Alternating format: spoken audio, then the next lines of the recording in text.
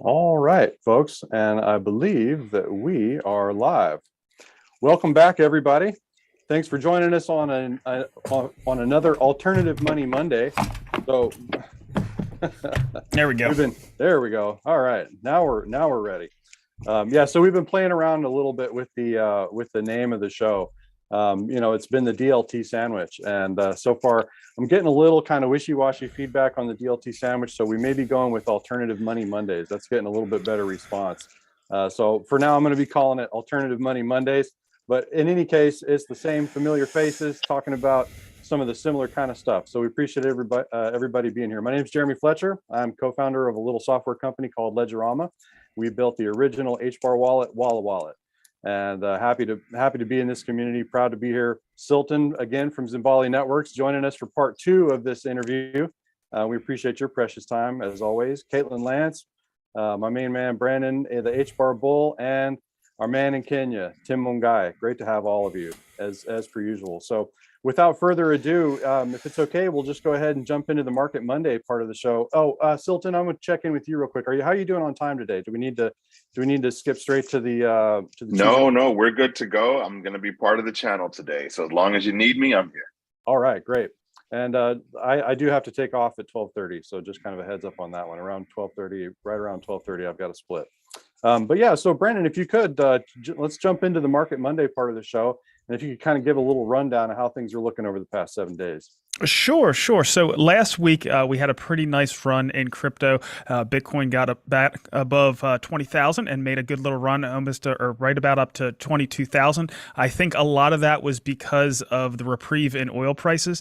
Oil prices have been trending down a little bit over the past several weeks, and we're down to about $104 a barrel. Of course, a year ago that would have sounded sky high, but compared to some of the prices we've seen recently, that's not too bad. And of course, those prices bleed through to the rest of the economy. So it's, I think, indicating that the Federal Reserve might be able to take their foot off the brakes a little bit when it comes to interest rates, raising interest rates. So that gave us a little bit of a pump over the past week until the past 24 hours. It's been trending down a little bit over the past 24 hours as far as the crypto market, and I think that has a lot to do with just pressure in the risk asset markets in general. The NASDAQ is down 2% today, and I think that's having a pretty good impact on Bitcoin, which is down about 5% over the past 24 hours. HBAR in particular sitting at about 6.2 cents, and it's been kind of in a range between 6 and 7 cents recently. I'm surprised that it doesn't have a little bit more of a run when Bitcoin was having its run, but now that things are pulling down, HBAR isn't pulling down quite as much as I was expect. It seems like we have some pretty good support right around 6 cents. Now, who knows? Could that be because there's a buyer that's willing to buy there but not chase the price up? That's certainly possible, but that's just pure speculation. So that's pretty much where we stand. We're having a little bit of a rocky day today. Markets are pulling back a little bit, but overall, HBAR's holding up okay. All right, great. So as always, of course, not investment advice. We are people on YouTube sharing our opinions, educated opinions as they may be. Please don't take it as investment advice. Do your own research. All right, so jumping in a little bit of the HBAR news, of course, had some nice news coming out of Web 2.3, the smart domains. So smart domains is something that's really been kind of a hot ticket lately. And it's been a hot ticket really since the beginning, back at Hedera 18. The first place winner there in Dallas was H&S Domains, the Hedera name service. That team has since kind of fallen off the Hedera map, but certainly that was one. They won first place right there under Manson Lehman's noses there in Dallas. So we know that smart domains are something that's been it's been desired. So Web 2.3 and a good friend of ours and an HBAR founder member, Dell, leading the charge there. So they're looking to protect users from phishing scams. So essentially the smart domains, as I understand it, there's a number of benefits from that. You can link your domain to other similar domains, right? So to avoid the phishing scams. They're also looking to tokenize existing Web 2 domains, which sounds really interesting. I'm not 100% clear on how they're going to go about tokenizing those domains. Happy to hear any ideas or suggestions as to how they might go about doing that. And we're going to try. I'm going to work on getting Dell here so he can talk about it himself sometime in the coming weeks. And looking to be compatible with ICANN, the Internet Corporation for Assigned Names and Numbers. So it's an American, so ICANN is an American multi-stakeholder group. It's a nonprofit organization that's responsible for coordinating the maintenance and procedures of databases related to namespaces, such as the domain names. So they're looking to be compatible with ICANN and Web 2. So some pretty exciting stuff coming out of Web 2.3 there. Happy to see them and their relationship with the HBAR Foundation. So super to see that support. And also, of course, the gaming news. Big news over the past couple of weeks with Ashfall coming into the picture here. So Ashfall being a AAA game. So of course, gaming is kind of always been hot, and there've been, the crypto community and the gaming community are oftentimes, well, it's kind of a love-hate relationship. So, a lot of the techies are gamers and also into cryptocurrency, but in the past, it's kind of caused a little bit of grief between the gamers and the cryptocurrency miners, the Ethereum and Bitcoin miners, because there's so much demand for those for those graphics cards that it kind of pushed the price of the graphics cards kind of into the stratosphere, to where all the gamers are having a hard time affording those really new cutting edge graphics cards that they're always eager to get their hands on.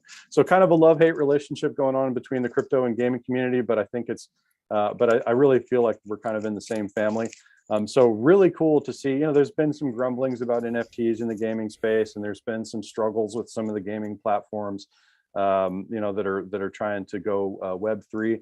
But now with Ashfall, I mean, we're talking about a AAA game, and I was looking at some of the history of the people behind this Ashfall game, and I mean, it's some pretty impressive stuff. So the guys from Lithos, I mean, we're talking about the developers of Last of Us, Uncharted, and Days Gone. And I haven't played or seen Uncharted or Days Gone, but I have seen. I have a really good friend that was playing the Last of Us game, and apparently Last of Us 2, from what I read, is the most awarded game in history. So they have got, so I mean, we're talking about it's a AAA team with a AAA product. Of course, the game Ashfall looks like it's going to be taking place in kind of a dystopian future where they're fighting for survival, amongst global warming catastrophes, and looks like a volcano has exploded somewhere near it's not Mount Whitney, is it? What's the mountain right there, next to kind of close to Seattle? So you kind of Mount St. Helens. There it is. Thank you. Right. So you can, one of their marketing pictures, you can see the Space Needle there in Seattle with the volcano exploding in the background. Pretty cool. And hence the name Ashfall. So you can imagine there's going to be some stuff going on there. What's that? Just a thing. Hopefully we won't get there in reality if people must adopt hashgraph technology. Right. Yeah, we kind of curb some of that global warming activity with the highly efficient HBAR and Hedera network, which is of course one of the benefits that they tout, which only makes sense. I mean, energy efficiency in really anything. I mean, this crypto space is all about improving efficiencies, whether it's in financial markets or all over the place. So finding having a platform that is also energy efficient, is super important. Also, some news. Looks like Mance was there talking to David Lin of Kitco. So if any of you are gold and silver bugs out there, as I certainly have been for a long time, Kitco is a very well-known name in the gold and silver space, and so we're happy to see them getting some attention on the Hedera network, and Coupon Bureau. So we've got so there's a lot of recent with all the stuff going on in the economy recently, all the news around inflation problems, supply chain issues, coupons and consumer saving have become something that have kind of really resurfaced as a hot topic. And so we are well primed in the Hedera community, the work that's being done with the Coupon Bureau. And Brandon, you might know some more numbers on the Coupon Bureau, but they boast some pretty impressive numbers in terms of the number of coupons that they service, particularly here in the United States. I mean, it was to the tune of, it was a big number. Yeah, I mean, off the top of my head, I can't remember the number, but I know that they are, a standard setting body in the coupon industry, and the new standard that's supposed to use Hedera is supposed to be the standard here in the United States. So you can imagine the amount of transaction volume that could add. And from what I understand, it's when the coupons are generated, redeemed, and so forth, there's actually 3 transactions that could be put on the network. Now, originally, I know that they were saying that every single one was going to be its own transaction. Now, I'm sure at some point they're going to find ways to be more efficient with that and so forth. But, like App.io and like a lot of the other applications that are looking to build on Hedera, it has a lot of potential to put a lot of transactions on our network. Right. Yep. So any of that stuff, we're happy to see. And I mean, we've been talking about the Coupon Bureau for quite a while here, and I got to say that before I got in, just particularly before we started building Walla Walla, I really, coupons was not really something that was, an exciting item on my list of things to look forward to in the future. But we've got these technical insights surrounding the Hashgraph network, and as a wallet provider, the attractiveness of coupons and really creating what I see as being one of the primary benefits of this movement and the utility of the coupons is kind of becoming the touch point between merchants and the rest of the not only the crypto community but also the artists and influencers, right? So there's a lot of potential for these coupons, these NFT based coupons, geolocation based coupons, all different types of coupons being this major touch point for the merchants in the economy, which I think is really, I mean, we're really looking towards the merchants to kind of move the crypto space out of the kind of experimental early adopter phase and into the mainstream.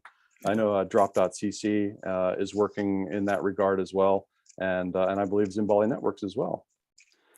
There's a couple things when it comes to coupons that Hedera Hashgraph can really help in. Number one is it makes it more efficient, right? If you have digital coupons, you don't have the overhead of clipping and all that kind of stuff. But you also have the efficiency of eliminating fraud, and that's what the Coupon Bureau is all about. If they can eliminate that fraud, they can make the coupons themselves more valuable because they don't have to factor those costs into their operation. So it just makes sense across the board. And you were saying you're not super excited about coupons all the time, but especially today, with the inflation that's hitting us, people are looking at that more and more. And if we can make them more value because of those efficiencies that I was discussing, all the better. Right. Right. So Silton, are there, since we're talking about coupons, you're with the Zimbali Network and you're Just Pay Me. Is there any plans to do coupons or anything like that? Let's talk a little bit about Zimbali. Well, so when I was first exploring, thank you for bringing me on the show. I should say that first. I'm glad to see all of you folks. I've met almost all of you at some point in time in the past, and we've all talked about the transformational capabilities of Hedera and how Hedera has brought us together as a community to do well for people, right? This is not just about having a bright idea, but there are things that we want to accomplish for the world that we believe Hedera is the best channel to make happen. So 100%. Thanks for bringing us back on the show again, Jeremy. Oh, thanks for being here. Pleasure to have you. Pleasure to have you. Absolutely. And I wouldn't miss it for the world. One of the things that I looked for initially when scoping out the initial idea for Zimbali was the idea of consumer transactions. And consumer transactions with vendors was a space that I thought was ripe for disruption, not just from the cost side in terms of Visa, MasterCard payments and all of that, but also from the cost side of the acquisition of devices, the utility of the software that currently exists in terms of, do you use a cloud provider? Do you use a hybrid provider? Is it something that's going to be edge computing, or is it all going to be in some back-end processing that you don't control? And I was looking for something that was performant at the level of the economy. And when you look across most distributed ledger implementations, they aren't performant at an economic scale. By economic scale, you always use, whatever is the big dog in the room. So let's talk about Visa and MasterCard.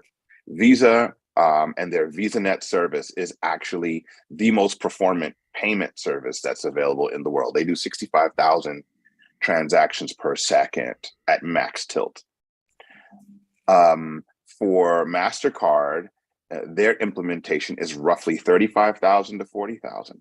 So you're talking about, in a world of digital payments, if you're looking at the two biggest sources of payments transactionally across the globe at any moment, when you bring those two together, you're talking about 100,000 transactions per second. We know that Hedera is scaled or throttled to 10,000 transactions per second right now. But we know from testing and from the development process that it scales well over 100,000 transactions per second. Right. And that's with a stable cost profile, right? You're talking 1/100th of a penny or 2/100th of a penny, whatever it is. And so it was the only factorable, usable DLT that was available at a market economy scale that was available in the world that had real security and real commercial backing, right? So you're talking about, the Boeings and the Dutch telecoms and the folks who do a lot of transactions per second, right? And so, that was the initial exploration of Zimbali. And so consumer transactions, vendor transactions are all a part of our roadmap. Initially, when we was looking at that, there was a lot of question. Well, how will you do merchant acquisition? Right? How do you inform people? In the United States, you have the FISs and the huge performant organizations. You have the banking institutions, and then on the lower end, you have the Cash App, Square, Block. You have Toast, right, and some of these other payment service gateways and payment service companies that manage the non-federated vendors, right? So you're not a part of some sort of chain or franchise. So how, what do you do to acquire? Well, we said, one way to acquire is to go through the top of the banking system. And so that's when we went and we jumped into CBDC, because when you're working with the authorizer of retail payments, then you have a clear road, right, into this payment system. Anyway, so all that is to say, Hedera allows us to walk within that performance gateway, that performance gap that exists with retail systems and then highly controlled commercial systems like the digital card services, to provide services at lower cost, at the speeds and the cost and the security profile that both vendors and retail users expect. And so coupons, when I learned about the Coupon Bureau, I didn't know about Coupon Bureau before joining the Hedera environment. When I learned what they were doing, I said, that is an adequate use case, right? That use case is something that has to scale at market speed, at market volume, and be made available. And you don't know actually when you have a coupon applied to your transaction normally, right? Sometimes you get a benefit from your vendor. It says, this coupon was applied at checkout. Well, how many millions of people are getting, this coupon code applied at checkout? So they're in a great space, utilizing a great technology. And we're lucky to actually be participating with them, because a lot of times you don't get access to those type of things on a retail scale. Right. Yeah, you mentioned some of the big. Oh, go ahead, Tim. Oh, it's just a question that I had, because I saw you guys developing a DAO where it'll enable some sort of community lending and crowdfunding. I would also like to hear a little bit more on that. Sounds like Tim was listening to our recording last week there, Silton. Yeah.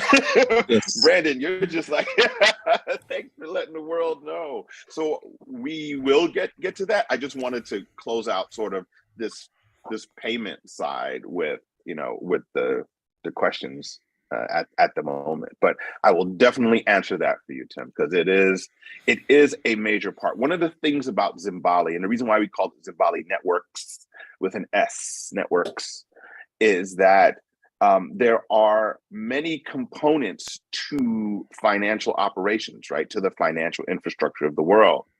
So for example, if you're a central bank and you issue a currency, you have to have a means of distribution.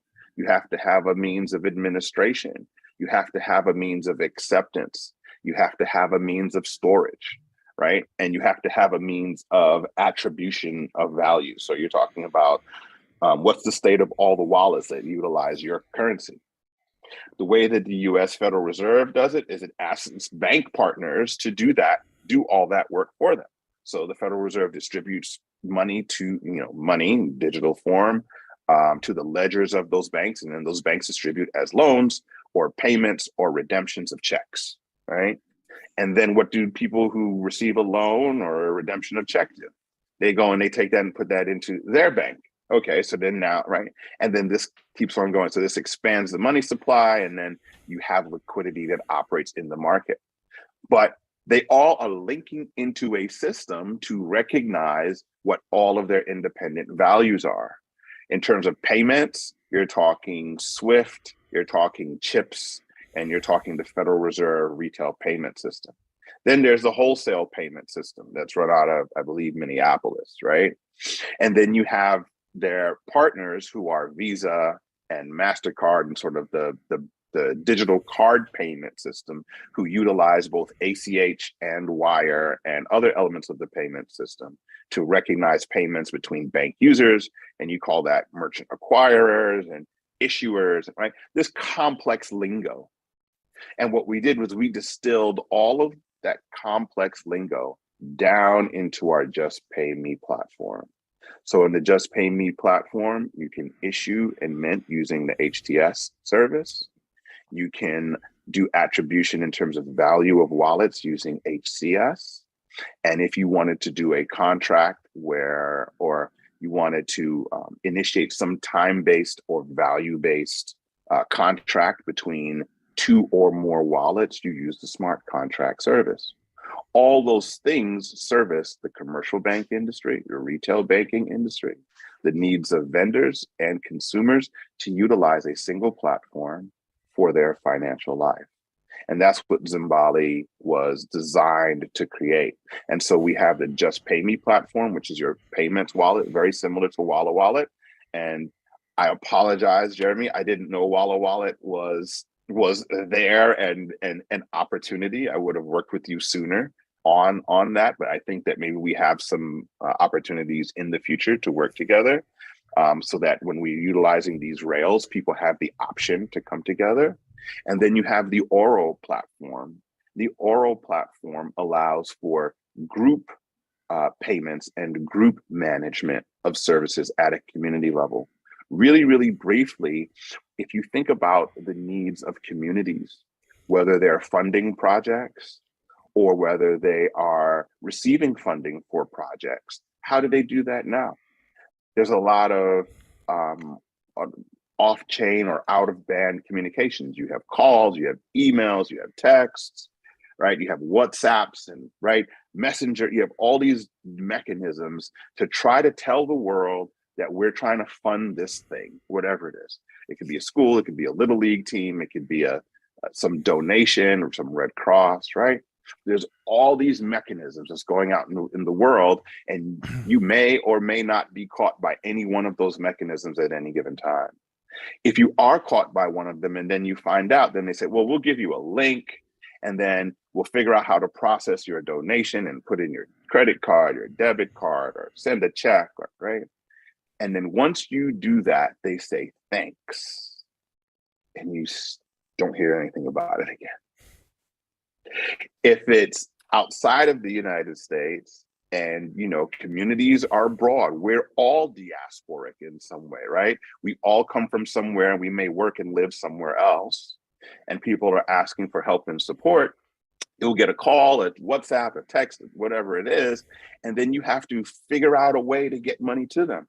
Usually it's like a Western Union, MoneyGram type of send, or in communities that are a little bit more close-knit and aren't as trusting of digital systems, it's, I'm going to send my money to Tim, and I know Tim's going to get the money into the, right, in Kenya or in Nigeria or Rwanda, right? So then the trust factor is, I still have to find a way to get him money. He might be the bridge to me funding it, but that doesn't scale well. Tim, unfortunately, you don't scale well. Right? You only have so much bandwidth. I can only reach you so many times. Your account is only going to take so much ingest. You're not going to want to tell everybody what your bank account number is, right? You don't scale well. In comes Oro, right? Oro sits at the nexus of community needs and community financing, so that you can have a one-stop shop for your particular community needs and spin something up and say, all right, I'm going to go into the Oro DAO project, and I'm Silton, and I'm going to fund a school in Rwanda. Great. I know the people in Rwanda who are building the school.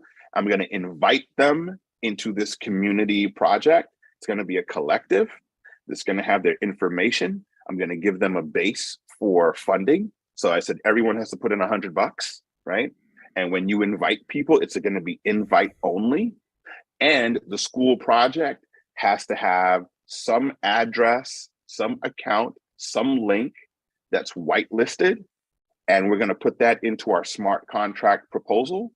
And then every time there's a proposal for us paying for lumber or cement or water or clothes or whatever it is, that goes into the smart contract. We all vote, and then the smart contract initiates the payment. All the members can see where every payment is going. All the members can identify, right, when and how this payment and transaction was initiated and when the distribution occurred. And you have an ongoing link to your community, not just, by virtue of the person that that's linked into the community, but your actual presence is recognized as a membership within this DAO collective. And so that is valuable. And that can actually tie into just pay me. Imagine now the smart contract says, we'll pay into a Walla wallet or into a just pay me wallet. And then they go and they commit spends in that way. Now you've just kept it digital, right? And so now you've given people a means of spending and receiving funds. You've given them a means of collecting and distributing funds, and it's all visible and transparent end to end, and you've met the goals of that community's needs. That's what Zimbali is about, linking these opportunities together and utilizing technology to leverage against the imbalance that currently exists in both the digital services world as well as the financial world. I hope that made sense. It does. It does. It makes a lot of sense. Because I think especially the issue that you brought up of the transparency, like if a project is being funded and X items are needed for it, so it's immediately put up in the smart contract, and everybody is allowed to see what's going on. So there won't be any problem when it comes to accountability. Really interesting. Now you touched on it a little bit, Silton, but I wanted to see if you could maybe expound on it a little bit. This idea of the way in which Zimbali achieves this interoperability with the existing financial system, right? So when I think of DAOs, I think of things that are essentially on chain or on graph, right? And it's kind of we're still in our cryptocurrency world. How are you bridging the gap into the traditional existing fiat financial system? And I realize there may be some secret sauce in there. You don't have to share any secret sauce, but just a little bit about how you're achieving it. Well, no, I will tell you everything that is in our decks that we make available to the world. So it's not a problem. Great. So we are not antagonistic toward the pre-Web3 world, right? And so you're talking about Web 0, 1, and 2. Mm-hmm. And so we have been talking with some of the largest agents that operate in those worlds. So one of them I mentioned earlier is central banks. Central banks are, I don't even know if they're like pre-Web 0, right? They're like, Oh yeah. revolutionary war. This is Adam Smith, just like put gold here and give people some money kind of thing, right? Oh yeah. But the idea is that regardless of where you are on your technological spectrum, you have basic needs. And you really don't care the mechanism for delivery. Typically, there are some sort of ESG type of goals, right? And CSR type of goals where you're looking at some responsibility clause, right? Where you don't want to destroy the environment, right? You want to be humane, for, processing of, right, animals and things like that. You want some provenance to know that you're not using blood diamonds, or you're not, right? So you do have those components. But what you expect is that your vendor is going to take care of that, and that you're going to support the vendor that can prove to you that they are taking care of those ESG type of goals. But for you, if you need milk tonight, you just want to be able to go and purchase milk. And if you don't have enough money on your credit card, you don't have enough money in the bank, in your debit card, if you could use a coupon and go and do it, you'll do it. If someone sends you a Bitcoin or an HBAR to go and do it, you'll take it, right? So for us, delivering what people need in the time that they need it is our paramount goal. So what did we do? We went back and we said, who provides these things now? We went and we talked to Visa, and Visa said, we'd love to help you deliver services to a world that either doesn't know about Visa, doesn't think that they, have access to Visa resources, right? Or that have never heard of us. I mean, believe it or not, there's people who've never really heard of a credit card, right? And so we're able to link the provision of their services to ours for the goal of delivering, right, these end goals of digital payment, access, security, transparency and visibility, the ability to create a history of payments that can create credit, and right, all these type of things. And we have no issue linking with the prior existing infrastructure. What we do have issue with, and what we are constantly evaluating in terms of all of our partnerships, is cost and friction. So I'm not going to be like a lot of fintechs, none of whom I'm going to mention, but a lot of fintechs are basically a wrapper on top of an already existing financial service. Even if they call themselves Web3, they're running on top of something that's fraught with friction and whatever else, but it has a local face on it. Right? If you're South American, it has a Latinx face. If you're African, it has an African face. If you're Southeast Asian, it has. And so you're not getting, even though you are receiving the good or service that you want through this mechanism, it's not necessarily in the most beneficial, the most efficient, and the most honest way. Sometimes fintechs cost more. And that doesn't seem to work with the ethos, right, of what it is that we're trying to do. At Zimbali, we're trying to increase efficiency, lower costs, increase reliability, lower risk, right? Increase availability, right? Lower time to service and latency, right? And so we have this duality where we have to pull some resources from pre-Web3 and then deliver capability so that we reach the optimal balance for people to achieve their goals in utilizing financial services worldwide. And we have no issue working with anyone. It's just they have to come to the table honestly and say, here's what we can provide within our rubric, right? Within our goal set, right? for cost and efficiency and reliability. And if they can do that, we'll work with you at any time. Great. Awesome.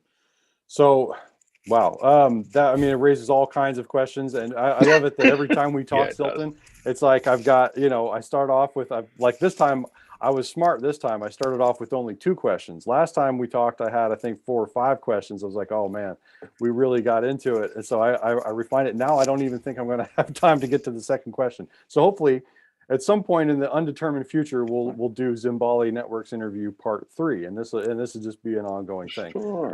Are there any questions from Caitlin or Brandon or Tim? Any questions from the panelists for Silton and Zimbali Networks before we wrap this episode up?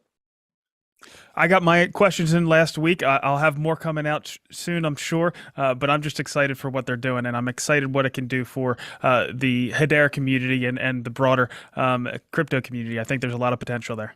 Absolutely, and Zimbali Network's kind of taking the bull by the horn, so to speak, with this existing financial system interoperability. I appreciate that greatly, because we need those ambassadors, so to speak, right? We need those companies and those people that have experience within the existing financial system, such that we can kind of bridge that gap. Because really, at the end of the day, what we're working to do is just increase efficiencies and make everybody's lives better, right? I mean, at the end of the day, that's all we're trying to do. So we need folks like you so bad that can kind of help push the envelope, so to speak. So we really appreciate everything you do. I want to just give a quick shout out to everybody joining us. Creative Coast, Caitlin Lance and Jen Bonet been helping out Walla Wallet and the Ledgerama team since very early on. So really happy to be co-hosted here and have the help of Creative Coast. Brandon, the Hedera Forum and the HBARBULL. We always appreciate you being here. My main man, Tim, helping me out with all kinds of stuff these days. I mean, Tim has really kind of become my right-hand man. So I can't thank him enough for all the work that he does. And of course, Silton, for joining us and giving us your time. I know you're probably a very busy man. It seems like every time I talk to you, you're in an airport or, you've got, I'm sure you're moving around a lot. So that's a good sign. But, and thanks for saying that, thanks for bringing that up about working together with Walla Wallet. I look forward to discussing how we can kind of help each other. I mean, we've got some technological resources that may be of some help to you. And I'm sure you've got plenty of business relationships and acumen and some tech side as well that could help us out. So we'll kind of get some of the ideas cross-pollinating, and I look forward to it. So one of the things I learned in this process is that you don't compete with your friends, right? What you do is you elevate your friends and you create a bigger pie. So here we are. I love learning about you. Brandon, thank you for basically opening up a world to me that I didn't know. I'm a fan of your show as well as a participant, and I learned so much, both from you as a person and from what you guys do. So thank you for bringing me in and allowing us at Zimbali to talk with you about the future. Awesome. All right, and next week we're going to get back in the full swing with the token giveaways. We didn't do any of the token giveaways this week, but we're going to come back in full swing next week. We're going to do double duty, and we'll do 2 giveaways next week. So again, thanks everybody for joining us on Alternative Money Mondays. It was a pleasure to have all of you out there in YouTube land, and we will talk to you next week. Signing off. Thanks again, everybody. Have a great week. We'll talk to you next time.